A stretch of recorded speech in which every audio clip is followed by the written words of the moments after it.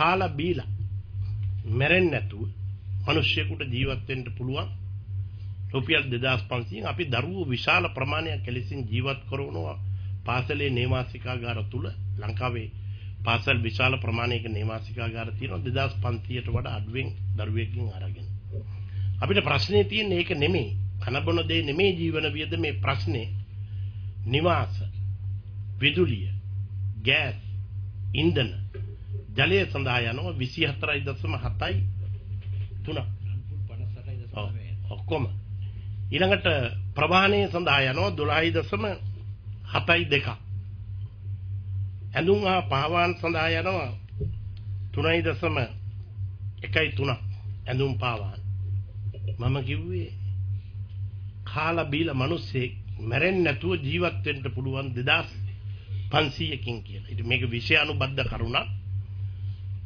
මේක මට පුළුවන් මේකේ සංඛ්‍යාත්මකත් එක්ක පවුලක් කොහොමද කුටුම්බයක වෙන්නේ කියන එක පිළිබඳව මම අවුරුදු 15 ඉඳන් ආර්ථික විද්‍යාව කරන්නේ. මොකද ඒ කාලේ හැටියට අපොස්ස සාමාන්‍ය පෙළට ආර්ථික විද්‍යාව විෂයක් ලෙස කරපු අපොස්ස උසස් පෙළ විභාගයට විෂයක් ලෙස කරලා පාස් වෙච්ච විශ්වවිද්‍යාලයේ අවුරුදු 4 විෂයක් ලෙස කරපු ඕනෑම විද්වතෙක් එක්ක මට පුළුවන් සංවාදයකට එන්නේ. එසේ නොවන කෙනෙක් එක්ක සංවාදයට ගියට එයාට මම මේ කියන එක තේරෙන්නේ නැහැ.